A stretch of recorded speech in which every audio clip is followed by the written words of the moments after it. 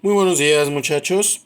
El día de hoy en este video vamos a platicar un poquito acerca del estómago y su fisiología. Es un tema un poquito extenso, pongan mucha atención, pero no es complicado, ¿ok? Primero que nada, ¿dónde está situado el estómago? Está justo en la porción media entre el esófago y el duodeno. El duodeno es la primera porción del intestino delgado, lo vamos a ver un poquito más adelante. Se localiza específicamente en el receso frénico izquierdo, justo por debajo del hipocondrio, justo en el hipocondrio izquierdo, más bien, más propiamente dicho, y en el epigastrio. La función del estómago es recibir al bolo alimenticio que viene desde el esófago y transformarlo en el quimo gracias a la acción del ácido clorhídrico. El estómago consta de varias partes, empezando por el cardias, que sería la conexión con el esófago, es parte del esfínter esofágico inferior. Luego tenemos al fondo gástrico, que contrario a lo que pudiera significar su nombre, es la parte más superior del estómago. El cuerpo, que es la parte principal.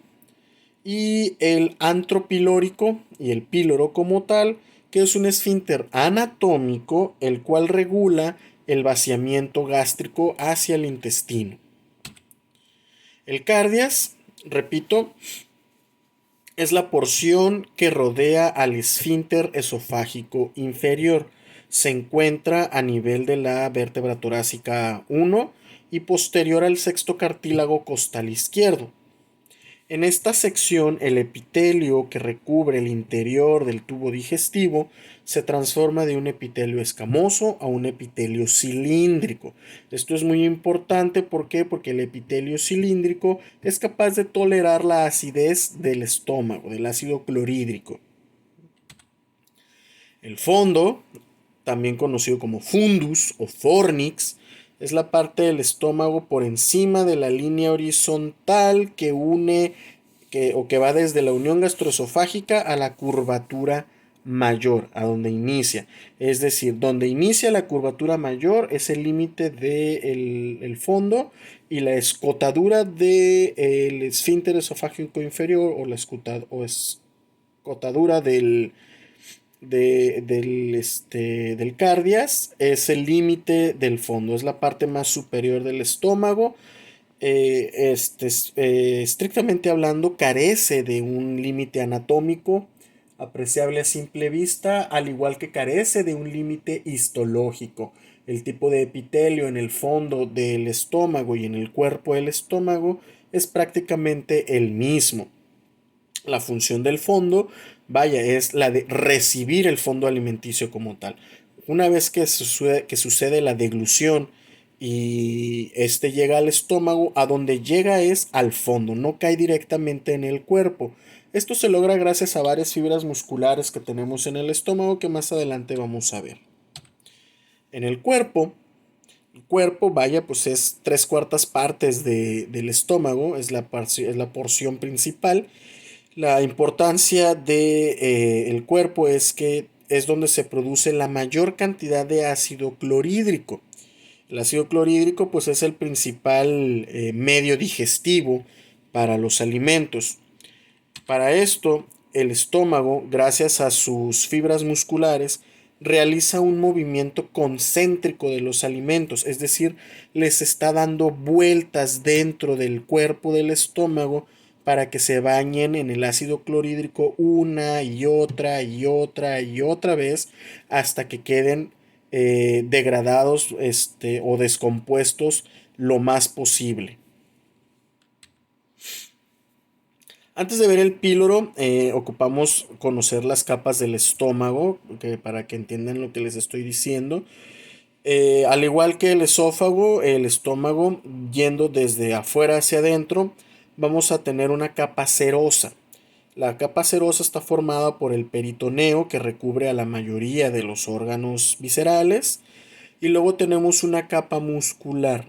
La capa muscular, como pueden apreciar en el dibujo, es una capa muy, muy gruesa, ya que consta de tres capas distintas. Primero que nada está la capa muscular longitudinal, la capa muscular circular y la capa muscular oblicua. Después de eso tenemos a la submucosa, que está formada de tejido laxo, y la importancia de esta porción o de esta fase, de esta capa, vaya, es que está lleno de muchos vasos sanguíneos y contiene a los plexos nerviosos que inervan de manera motora al estómago, incluido los plexos de Auerbach, los plexos submucosos y los plexos originarios del nervio vago, así igual que vimos en el esófago.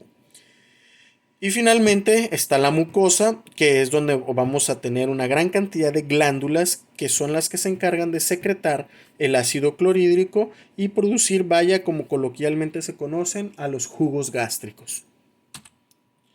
Aquí podemos ver capa por capa todas las capas del estómago. Vamos a verlas una por una. La más interna es la mucosa, posterior a ella sigue la submucosa, que está llena de vasos sanguíneos y de plexos nerviosos. Luego tenemos las tres capas musculares, de dentro hacia afuera es la oblicua, la circular, la longitudinal y finalmente la capa serosa, que está formada del peritoneo. ¿Cómo es que se produce el ácido clorhídrico? Bueno, dentro de la mucosa gástrica se poseen dos tipos de glándulas. Las glándulas oxínticas o glándulas gástricas, que son el 80% de las glándulas de todo el sistema digestivo, y estas se encargan de producir varias sustancias: el ácido clorhídrico, el pepsinógeno, el factor intrínseco, y también producen moco, que normalmente es protector. Estas glándulas oxínticas las vamos a encontrar tanto en el cuerpo como en el fondo del estómago. Y tenemos otras glándulas que son las pilóricas, que como el nombre lo dice, están en el antro gástrico, hacia lo que es el píloro, y lo que producen es moco, también protector, y otra hormona que se llama gastrina, y corresponden al 20% restante de las glándulas del sistema digestivo. Las glándulas oxínticas están constituidas por tres diferentes tipos de células, las cuales producen cada una diferentes cosas. Aquí lo podemos ver: las células del cuello o las células de la mucosa del cuello producen moco que es protector, lubricante, que ayuda al mismo epitelio a protegerse contra el ácido clorhídrico. Tenemos a las células pépticas o células principales, que lo que hacen es producir una hormona que se llama pepsinógeno. Y las células parietales u oxínticas, que lo que hacen es producir el ácido clorhídrico y al factor intrínseco. ¿Qué son esas cosas? Bueno, primero vamos a ver la producción del ácido clorhídrico. Dentro de las glándulas oxínticas o parietales vamos a tener una estructura que se denomina bomba de hidrógeno potasio adenosina trifosfatasa, o abreviándola HK-ATPasa, que es la que se encarga de producir al ácido clorhídrico. El ácido clorhídrico del estómago tiene un pH de 0.8. Es increíblemente ácido.